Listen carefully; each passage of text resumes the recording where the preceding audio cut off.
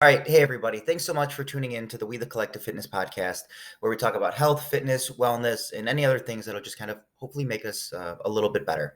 And what I wanted to share a little bit today is something kind of interesting. Um, I have not had a drink in over a month, and that's something that's really, really strange and weird to me because I do fancy myself as a high functioning drunk. I seem to work really well in that scenario. But what I started learning from that process was it was a good time while I was doing it. I felt like I was doing the right thing for myself. I thought it was like some kind of like societal thing that I needed to get really good at. I was able to brag about my ability to drink more than other people, or how often, or be able to have drinks that no one could stand and be like, "Nah, this is nothing. This tastes good."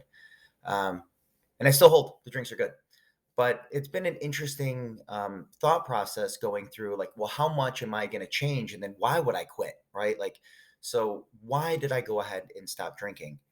And what I've realized as of late, drinking took too much time.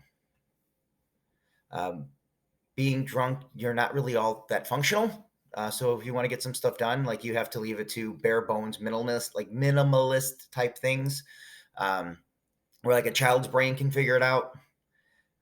And eventually ended up bleeding into what I felt was too many things. And I realized that drinking went ahead and made the mornings a little bit more difficult. Memory was getting really, really bad, losing sleep, like working out harder, overtraining. So I kind of felt that, all right, of all the things that are going on, it's time for me to go ahead and make a sacrifice. And the sacrifice this time around happened to be alcohol. It just didn't fit anymore. Now, at first, I'm going to say that um, going one day was interesting because I've gone a day without drinking before without thinking about it. But it was a cool thing because I was able to look at it and say, no, I'm not going to today, and then just go to bed. And then after a while, being able to even go to the bar, like sit at a bar and be like, I'm going to have water or a Diet Coke. Maybe I'll get some food.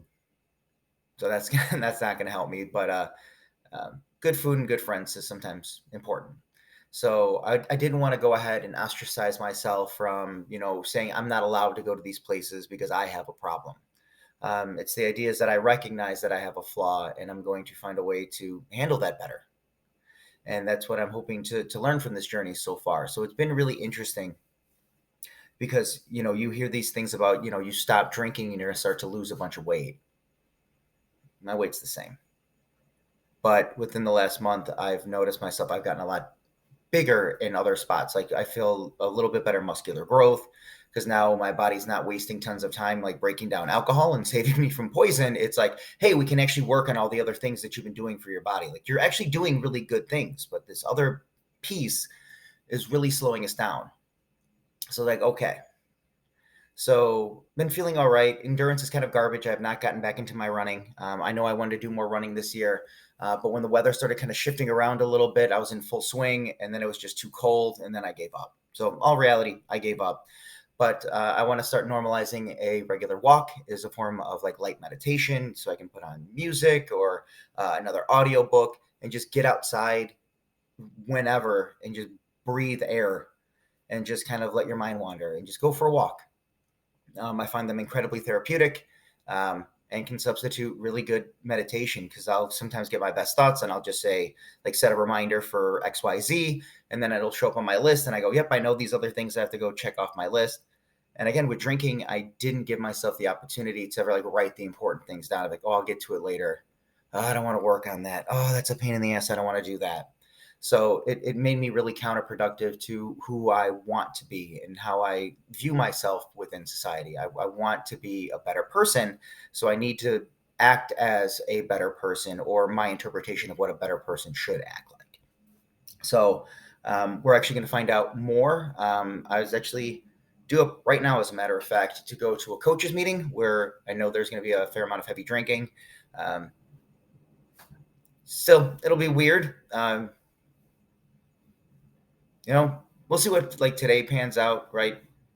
Maybe I don't have to deny myself forever for it, but you know what? Maybe I don't want to go ahead and dive in head first. Like, if I'm gonna have a good beer, it better be a really fucking good beer at this point.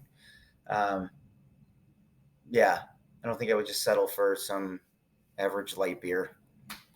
Um, that's all I can rant about, and that's only 5 whole minutes. So um, I know going through some things can be really, really difficult, and sometimes the coping mechanisms that we use, we feel are paramount. We have to keep them. We have to keep them up on their pedestal because it becomes part of our personality. But what we don't understand, and what we could understand better of ourselves, is that we get to set the pillars on whatever we choose.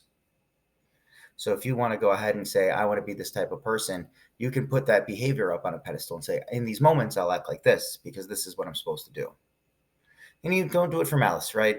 Sometimes people just suck and they, oh, I did it for the best, and they still suck. So, um, again, just do your best to help others. Try to find your path, do more cool shit.